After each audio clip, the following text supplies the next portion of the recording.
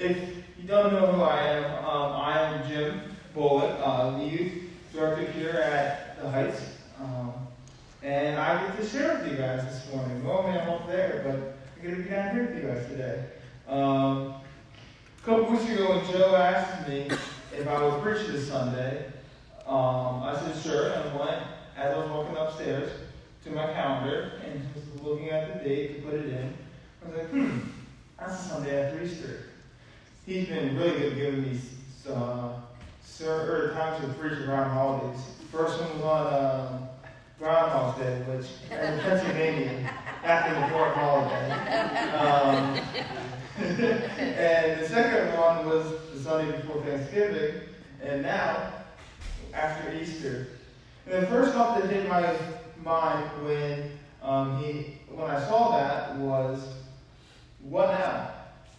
It's easy to be a Christian during Holy Week, the week of Easter. It's really easy. We come to church on Thursday night. We come to church on Friday night. Some of us were crazy enough to get up and go over to the cemetery at 7 a.m. in the cold. Well, everyone except for me was cold. But so it's easy. Lots of reminders. We walk through Walmart, grocery store. We see crosses, maybe Easter bunches, all this Easter decoration. And maybe that's not necessarily like what we think of when we think of Easter, because we should be thinking of Jesus Christ. It's a reminder of Easter. Everyone telling you Happy Easter when you're checking out of places. It's very easy to be reminded of what God did for you that week. Lots of us will post on our social medias excited about Easter, saying Happy Easter, He is risen, put some Bible verses up. We invite our friends to church during Holy Week that we maybe normally don't. We know they normally don't go to church.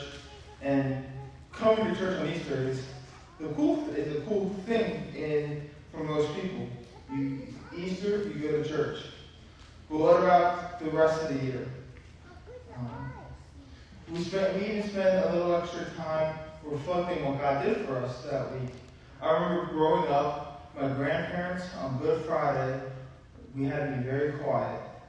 Every Good Friday had to be quiet, especially between noon and 3. And my grandparents would sit there and listen to gospel music and readings.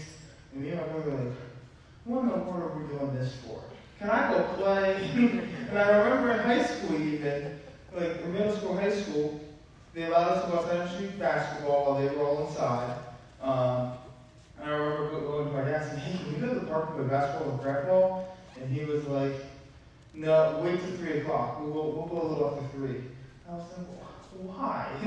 Why can't we go now? And my dad explained it to me, and that's always really stuck out to me, that the reflection time, and it's easy to do that. And even throughout the whole Lenten season, we talk about, we talked in youth group a lot about staying in the Word, being more diligent, maybe giving something up to stay diligent in that. So like I said, now what? The story doesn't end after Jesus rose. It continues going. That's actually the beginning of the New Testament. There's still a whole lot more to happen. And we're not going to get into all what continues to happen, because we'll be here for hours if we spoke on the whole New Testament. But like I said, what now? Maybe you are new in your relationship with Christ, or know someone who's new, and they're asking, okay, now you know the Christ, now what? A little story that came to mind while preparing this was when I was like 10, in that age, around that age, me, my brother, and a neighborhood friend, we rode our bikes up down the street, and just a house down was a dentist office that had lots of parking lot that after hours we'd be allowed to ride our bikes around and then come back. And we go back and I think we're being sneaky because the parents couldn't see us for that split second. And I remember my friend Daniel said, I'm going to get up onto, I think he had a skateboard from that time. I'm going to get up on the roof and I'm going to jump off my skateboard. And I said, my first thought wasn't, no, don't do that. My first thought was, wait, do you know Jesus is your Lord and Savior? If you don't make this. So I led him to Christ in that parking lot. And I remember him saying to me afterwards, now what? That's always kind of stuck with me. Okay, I believe in Jesus Christ. And he ended up not jumping because he was like, yeah, I think that's a smart idea now. And I remember talking to him often, and helping him with what's next. After you accept Jesus Christ as your Lord and Savior, what's next? We're going to get into that a bit. First, we're going to see what Jesus says about that. In John chapter 21, 15 through 19, this is right after Peter walked out onto the water, after Jesus has risen again. When they had finished eating, Jesus said to Simon Peter, Simon, son of John, do you love me more than these? Yes, Lord, he said. You know I love you. Jesus said, feed my lambs. Again, Jesus said, Simon Peter, son of John, do you love me? He answered, yes, Lord. You know I love you. Jesus said, take care of my sheep. The third time Jesus said to him, Simon, son of John, do you love me? Peter was hurt because Jesus asked him a third time, do you love me? He said, Lord, you know all things. You know that I love you. Jesus said, then feed my sheep. Very truly I tell you, you were younger and dressed yourself, and when you were younger, you dressed yourself and went wherever you wanted. When you are old, you will stretch out your hand and someone else will dress you and lead you where you want to go. Jesus said, this is to indicate the kind of death by which Peter will glorify God. Then he said, follow me. So, my challenge to you guys is, do you love Jesus? Most of us say yes. God says, feed my sheep. Do you love Jesus? Yes. Take care of my sheep. One more time. Do you love Jesus? Yes. Then feed my sheep. So what does that mean? And how does that relate to the what now? Just because we accept Jesus Christ as our Lord and Savior doesn't mean we can just do whatever we want now and know that that's it. Okay, I said that prayer, I'm going to do whatever I want now. God wants a relationship with us. And He wants us to be striving to bring people along with us. What does feed my sheep mean? Jesus is often referred to as a shepherd throughout the Bible.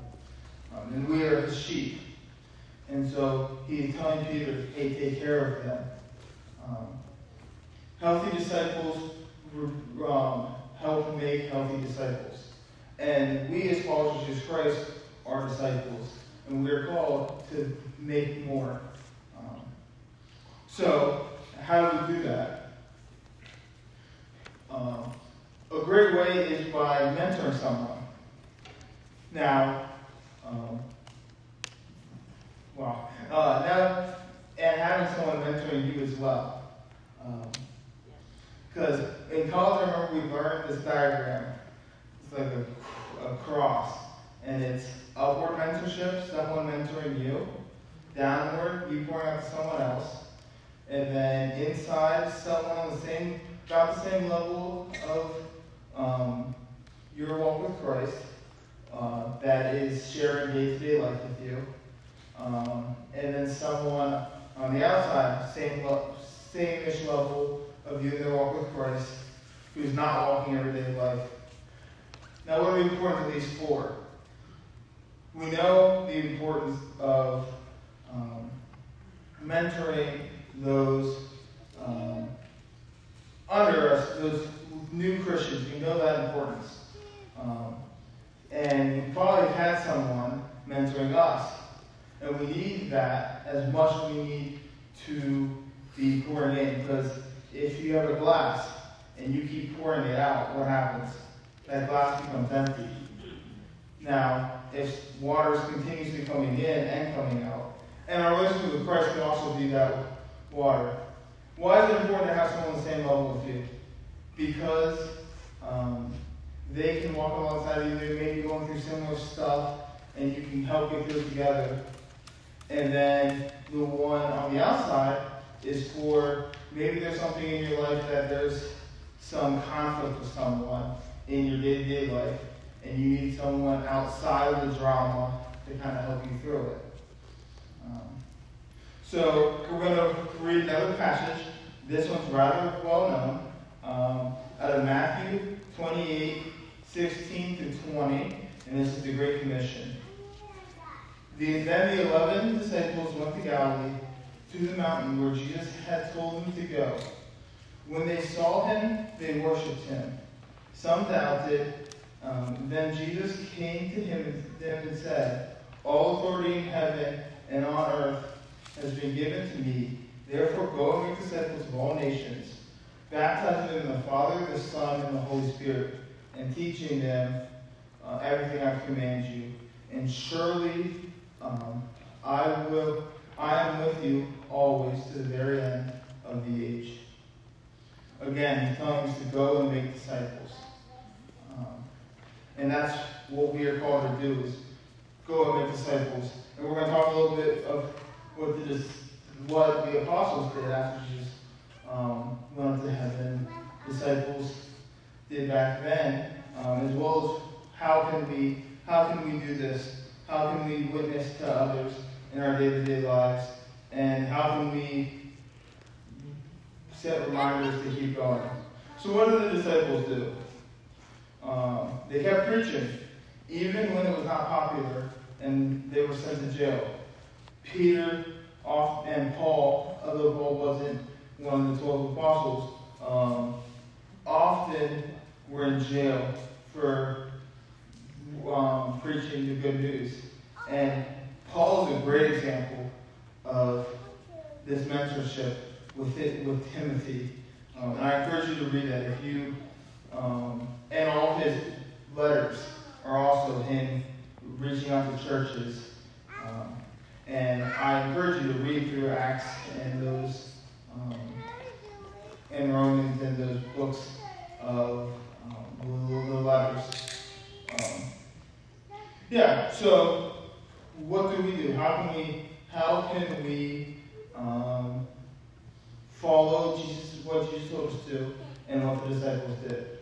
Well, I already said we can mentor someone and find someone to mentor us. Now, how do we do that? Maybe you are new to faith. Maybe you just recently led someone to Christ. Or someone just recently led you. Ask them and teach them what to do next. What steps did you take when you first became a Christian? Maybe thinking throughout the rest of the service of maybe someone, if you're not mentoring someone, who is someone that you can mentor, or who is someone who can pour into you. It can be anyone. I know I have a very unique situation where my dad is a great mentor to me. As we are both in ministry, he's a great example and able to just pour into me weekly and help me as I go along with different things. And then, who can you pour into?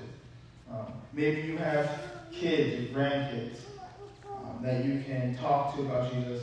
Maybe you have a coworker or a friend in the neighborhood that you can talk to, or is a recent believer in Jesus Christ that you can help.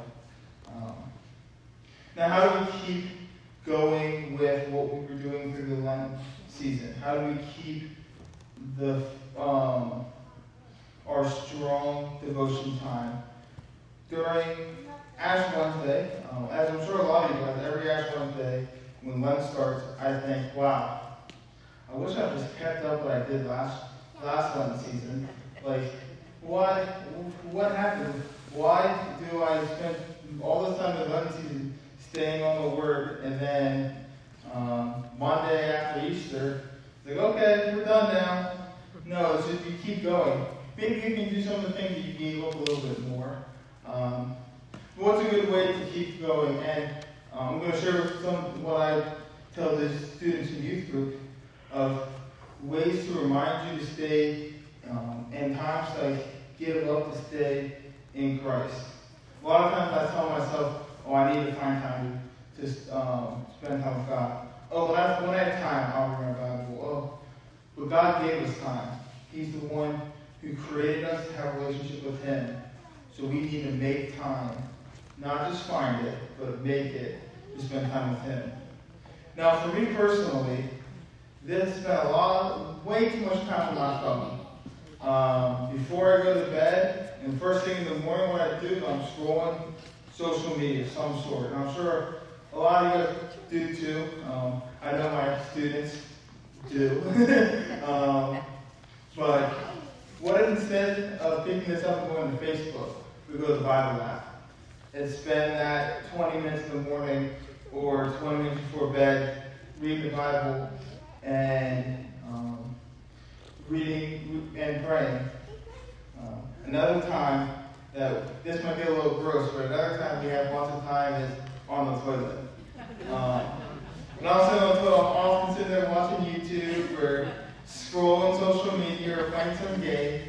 We got 15 minutes. You got nowhere to go in that 15 minutes. We're going to be right there. Instead of reading what Alice did this week on Facebook, why don't we spend some time with Jesus Christ?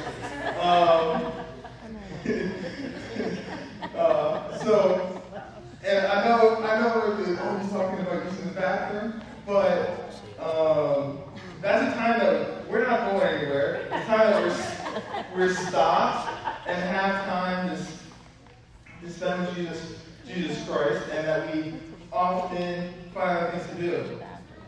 Now, how can we set reminders to keep ourselves going? I find when I see things, like I said during Easter, when I see an Easter rabbit or an Easter egg, I'm reminded of what Jesus did for me. How can we keep that going? How can we set reminders through our lives? I remember in college we often took dry erase markers and wrote Bible verses on our mirrors in the bathroom. Maybe you do that. Maybe you take a sticky note or an index card, because most of us probably at least should be brushing our teeth twice a day. So you're going to be, another time you got some minutes, you can sit there and reflect, instead of reflecting on, that pimple, reflect on what Jesus has done for us, and reminders in our lives. Another reminder I have, that I didn't really realize it was a reminder all that much, is in my car on my visor is a button that says shape somebody or shape someone. Now that's a button that I got from my grandfather's funeral because he was a huge button collector. And as I was coming in this morning looking at it, I thought, what a great legacy. He didn't coin that phrase, shape someone. He didn't make the buttons. Someone that he shaped made them after he passed. And we handed him out at his funeral, and very many people were like, this is a great button because he shaped me in this way. How cool that at the end of your life, you're not remembered by what you did, how much money you had, how cool you are, how handsome you were, but how you shaped them and how you witnessed to them. So that's a reminder I have. Another great reminder I did in high school, and I may change, actually do this, I'll probably will do this, is the background on our phones is a great way to remind ourselves, because like I said, often we look at it, like I don't wear a watch, but I'll look at my phone and see what time it is. What a great witnessing tool as well. When someone says, hey, what time it is, you show it to them, and they're like, hey, what does that say? You can kind of help explain what the Bible verse and why you have it on there, or whatever it is, whatever that reminder is for you. So that's just a way I would encourage you to do that. Another reminder that I have that I recently got that I actually really love is my belt. Not gonna take it off to show you because my pants will fall down. But you're welcome. I just recently made this a couple weekends ago, and it says Galatians 1:10 on it. I should have written down exactly what it says, what Galatians 1:10 says, but the general, what it's saying is that, are we to, wow, I'm going to forget it, but are we to please men or to please God? Because if we're to please men, then what are we doing? We are called to please God. And as a huge people pleaser, I need that reminder often that I need to please God and not other people. And that it doesn't matter what other people think about me, it matters what God thinks about me. And I also have a cross and an owl on there. A cross will remind me what Jesus did for me on the cross. And an owl, just another reminder of my grandfather. His name was Al. And they said, put Bible verses or things that can spark conversations. Well, when someone asks me, but I'm going to warn you an owl on your belt, I can share what my grandfather meant to me, and that will lead straight into my testimony. So I encourage you to put these things in your lives. At my dad's church, when I was still going there, I went to Sunday school class, and our Sunday school teachers, whole family, kept sticky notes around the entire house. I thought those were super cool. And they would write encouraging notes and Bible verses and stick it where someone in their family would see it. So often the kids would write them and stick them in like the cupboard or something like that, so when their mom's cooking dinner, they'd see something. I thought that's super cool. Maybe you do that. Maybe you adopt that to your family. Write those little notes around the house. Like I said, flashcards, sticking